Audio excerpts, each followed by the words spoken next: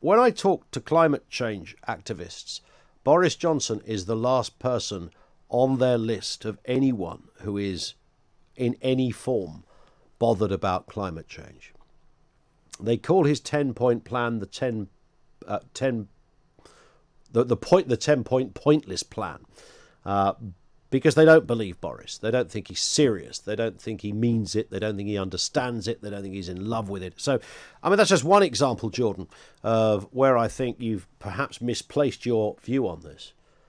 As for the New World Order thing, I've been doing this job for 20 years, and there's not been a week goes past where somebody hasn't given me supposed evidence of the New World Order. Here it is. Look, there's evidence. It's happening right now. Wait till next year, and you'll see. That'll learn them, and all of that.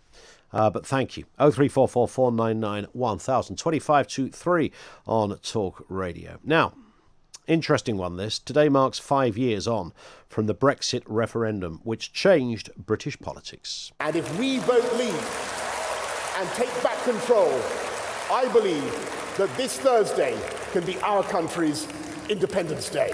There it is. Well, that goes against a sense of globalisation, doesn't it? Reference our last email. The country, of course, still remains highly divided on the vote. Earlier this week, we brought you the news that Britain faced food shortages due to a lack of drivers and trade deals. But leaving the EU has meant a fast-paced vaccination programme. So which one is it? 5 years on. Has Brexit lived up to what you expected? We'll talk to Jonathan List, Deputy Director of British Influence, an advocacy group championing ties between the UK and the EU, and Andrew Kerr, English, former Brexit Party MEP for the West Midlands. 5 years on, Andrew, and here, how are you feeling? Are you optimistic, sir? Good afternoon.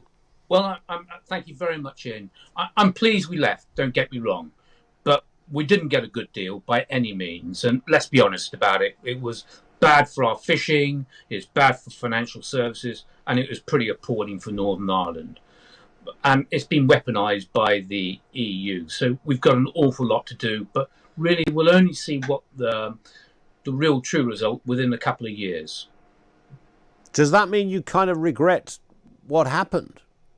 No, I don't regret us leaving. I do regret the deal. It wasn't a good deal. It wasn't an oven-ready deal that Boris claimed. There were a number of reasons for that. I think the UK's position was substantially undermined by some civil servants and some people. They acted almost like traitors against their country. But we are where we are, and we have to make the best of it.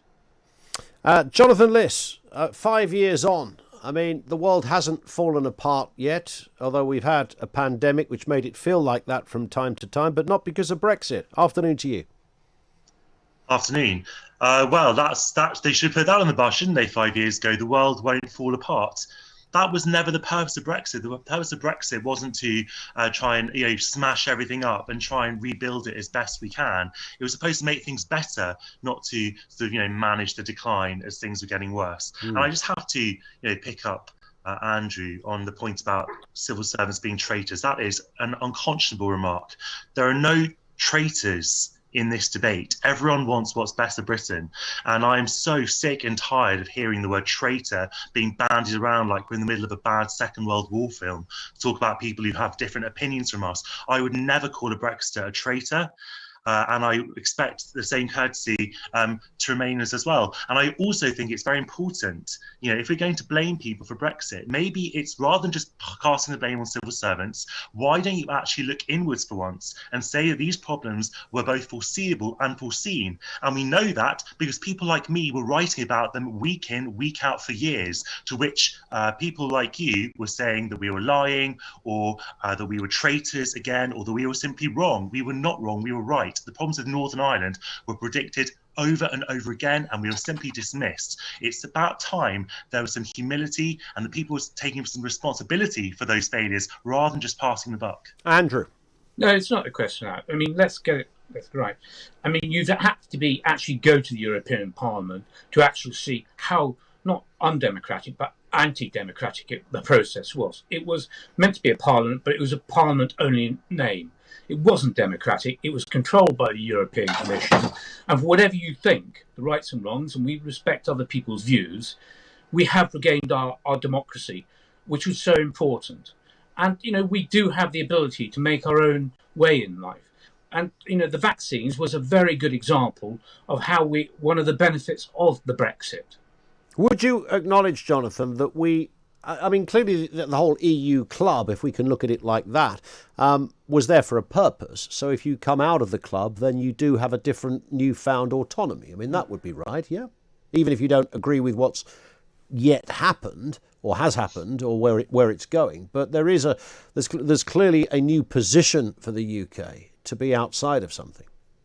Well, I mean, we don't live in the 19th century anymore. We live in a world of interconnections, of kind of global organizations, of mutual agreements and pooled sovereignty and shared responsibilities. I mean, the only truly sovereign country in the world is North Korea. So with all these things, it's about where you draw the line. It's about trade-offs.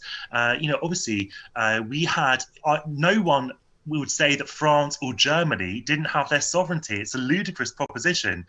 What those countries decided, what the UK decided, was in its interest for almost 50 years. It was to share sovereignty on some issues and obviously help to shape those rules, which would be of mutual advantage for everyone, but also retain overall sovereignty and everything. We were always sovereign. That we had the sovereignty to enter the EU and to leave it. The idea that we weren't sovereign, we were some kind of colony, is ludicrous. Andrew, you wanted to come in on that? Well, that's the fact. If you only have to look at the amount of legislation that was being brought into the UK, the vast amount came via Brussels. So I'm afraid that's factually incorrect. It's not factually incorrect, is it? I mean, we've shaped all those laws. But just let me make my point without it, please. The point is, what value do you put on democracy? I mean, whether you like it or not, we did go to war to fight for our freedoms. We have regained our sovereignty in the vast amount, and I think we should acknowledge that. But we did have sovereignty, though, Andrew, didn't we? Right? I mean, is it not a little ironic that this impotent Parliament was the very Parliament that then debated the very things we were told that the Parliament wasn't able to debate because they had no sovereignty? I mean, the problem with our Parliament, they failed to respect the referendum result and did its utmost to frustrate it, and that's what caused the unbelievable anger with so many in the UK, and rightly so. But we are in a But it was decided. My point is, it was decided at parliamentary level. So, I mean, demonstrably, we had that power, which many people were sort of led to believe we didn't have any of that power. It was all deferred to Brussels, and there was nothing that we could ever do about it. And yet, in the end, it was there and highly visible for all to see that actually the power we had was the very power that was utilised in those many dark nights of debate and negotiation.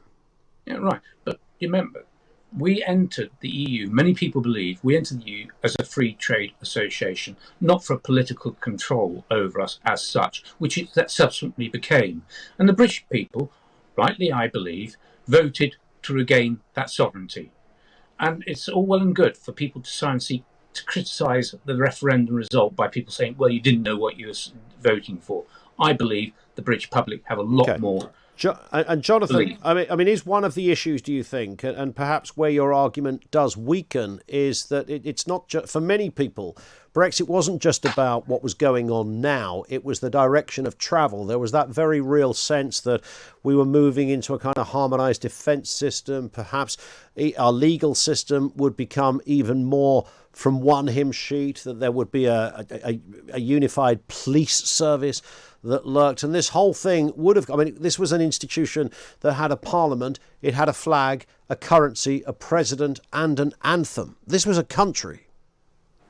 Well, that clearly wasn't a country. It had there was a European Parliament, to which is actually a lot more democratic than our Parliament in many ways. There are people every single thing has to be. I worked in the Parliament before Andrew was there, and everything, every single amendment that is brought has to be debated. Unlike here, where the Speaker gets to throw them out. All kinds of reasons. It's actually more democratic than our Parliament. But leaving that aside, the idea of a European army is simply not true. By the way, come on, that was just there were all kinds of lies. Jonathan, there were all kinds of lies. Please. Listen, I let you make your point. We'll bring you in a second, Andrew. Fire away, Jonathan.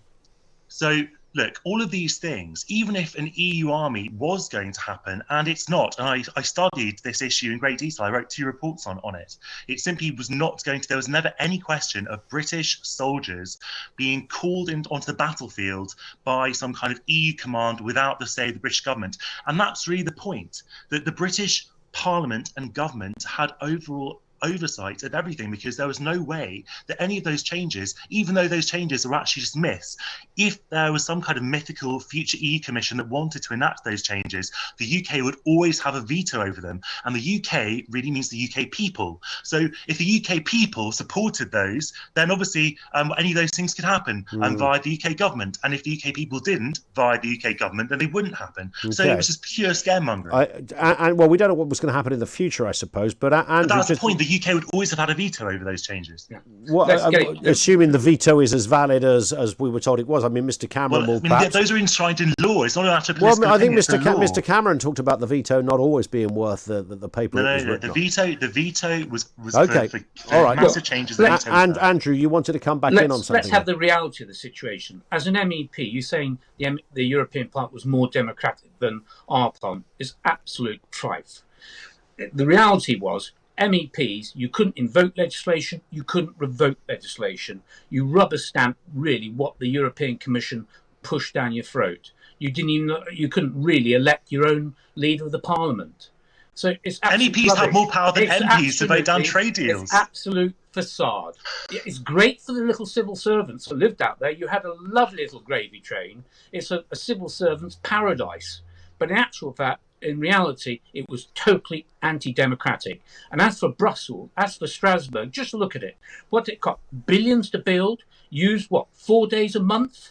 What a ludicrous straw man argument. The MEPs themselves, what you're arguing for is more power for the European Parliament. The European Parliament wanted to suspend the Strasbourg Parliament, and it was a government that you talk about sovereignty that stopped it. It was the French and the Luxembourg government that stopped that. We are short on the clock, short on time.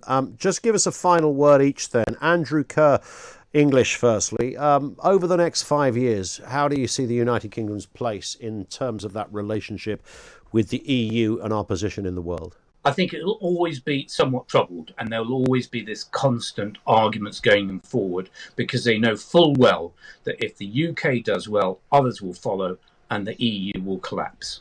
Jonathan, same question to you, sir.